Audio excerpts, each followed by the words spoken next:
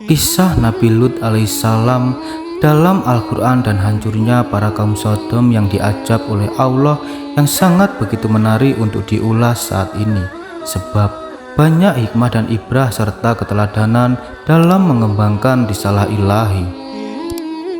Nabi Lut alaihissalam lahir di Palestina dan merupakan keponakan Nabi Ibrahim alaihissalam. Nabi Lut memiliki dua anak perempuan, yaitu Raisa dan Zahrata.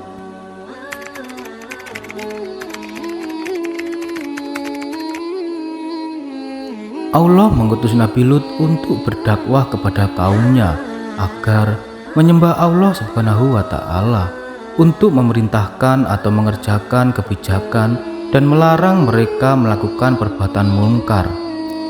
Saat itu kaum Sodom tenggelam di dalam perbuatan-perbuatan yang berdosa, hal-hal yang diharamkan, serta perbuatan fahisya, kerusakan yang mereka adakan sendiri dan belum pernah dilakukan oleh seorang pun dari kalangan Bani Adam dan juga oleh lainnya. Mendatangi jenis laki-laki bukannya jenis perempuan atau bisa disebut dengan homoseksual atau penyuka LGBT. Perbuatan ini merupakan suatu hal yang belum pernah dilakukan oleh Bani Adam, belum dikenal dan belum pernah terbetik dalam hati mereka untuk melakukannya. Karena itulah Nabi Lut mengatakan kepada kaumnya, "Mengapa kalian mengerjakan perbuatan jahisyah itu yang belum pernah dikerjakan oleh seorang pun di dunia ini? Sebelum kalian, sesungguhnya kalian mendatangi lelaki untuk melepaskan nafsu kalian kepada mereka, bukan kepada wanita." Surat Al-A'raf ayat 80-81. Nabi Lut mengatakan kepada kaumnya, jika perbuatan mereka melampaui batas dan suatu kebodohan, mereka perbuatan seperti itu berarti menempatkan suatu bukan pada tempatnya. Kemudian Nabi Lut berkata kepada kaumnya, "Inilah putri-putriku, kawinilah mereka, jika kalian hendak berbuat secara halal." Surat Al-Hijr ayat 71. Nabi Lut memberikan petunjuk kepada mereka untuk mengawini putri-putrinya, tetapi mereka merasa keberatan dan beralasan tidak menginginkannya. Mereka menjawab, "Sesungguhnya engkau telah mengetahui bahwa kami tidak mempunyai keinginan terhadap putri-putrimu, dan sesungguhnya engkau tentu mengetahui apa yang sebenarnya kami kehendaki." Surat Al-Hud ayat 79. Para ahli tafsir mengatakan bahwa kaum lelaki mereka melampiaskan nafsunya kepada lelaki lain, sebagian dari mereka kepada sebagian yang lain. Demikian pula kaum wanitanya, sebagian dari mereka merasa puas dengan sebagian yang lainnya. Dan datanglah penduduk kota itu ke rumah Lut dengan gembira karena kedatangan tamu-tamu itu.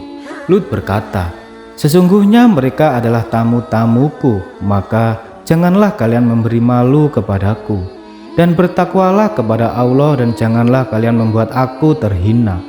Mereka berkata, "Dan bukankah kami telah melarangmu dari melindungi manusia?"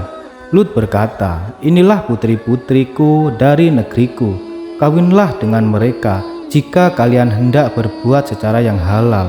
Quran Surat Al-Hijr ayat 67-72.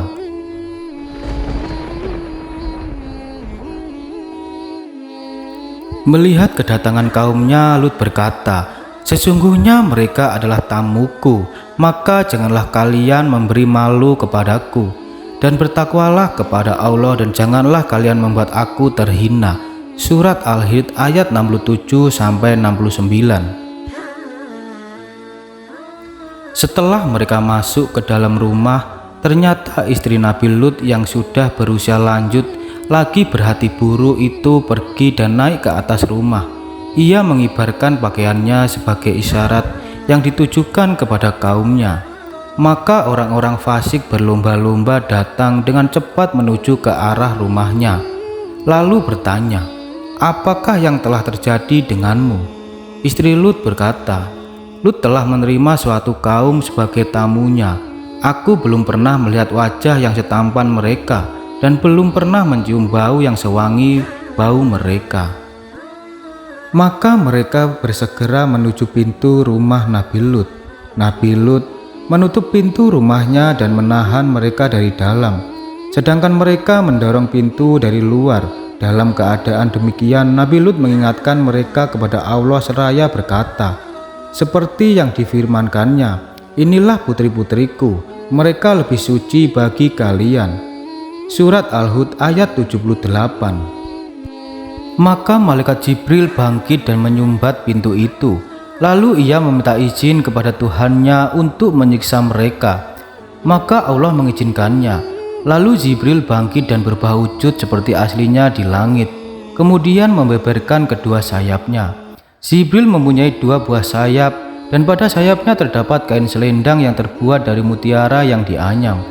Malaikat Jibril mempunyai gigi seri yang berkilauan, keningnya lebar, bercahaya, sedangkan rambutnya bergelombang berwarna mutiara yang sangat putih seperti salju, dan kedua kakinya berwarna kehijau-hijauan. Lalu ia berkata, hai Lut, sesungguhnya kami adalah utusan-utusan Tuhanmu. Sekali-sekali mereka tidak akan dapat mengganggu kamu. Surat Al-Hud ayat 81. Pergilah kamu, hai Lut, menjauhlah dari pintu itu, dan biarkanlah aku menghadapi mereka.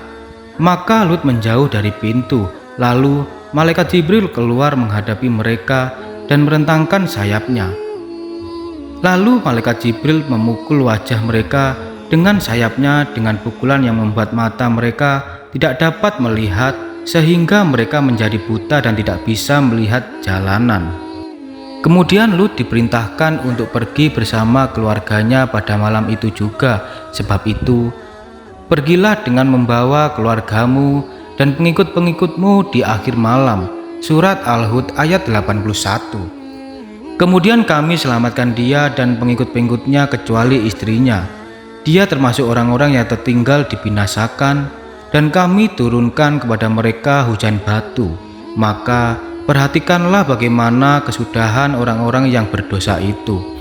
Allah Subhanahu wa Ta'ala berfirman, kami selamatkan Lut bersama keluarganya, dan tidak ada seorang pun dari kaumnya yang beriman selain keluarga dan ahli baitnya, kecuali istri Nabi Lut sendiri, karena sesungguhnya dia tidak beriman kepadanya, bahkan dia tetap berpegang kepada agama kaumnya. Dialah yang memberikan informasi dan memberitahukan kepada kaumnya perihal tamu-tamu yang datang kepada Nabi Lut dengan bahasa isyarat yang hanya dimengerti oleh mereka.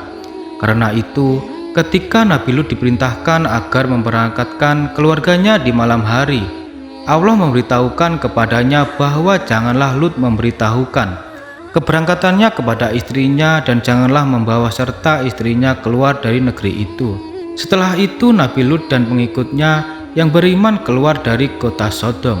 Lalu Allah menurunkan azabnya dengan menjatuhkan batu-batu besar dari langit dan menjungkir balikan kota itu. Sebelumnya azab tersebut diawali dengan suara keras yang mengguntur ketika matahari akan terbit. Setelah itu mereka dihujani dengan batu dari tanah yang keras. Terima kasih sudah menonton channel Zona Dakwah. Jangan lupa untuk selalu mendukung dengan cara subscribe. Dan jika ada kesalahan kata atau informasi, harap dimaklumi saja, karena manusia tepatnya salah. Sekian dari kami. Wassalamualaikum warahmatullahi wabarakatuh.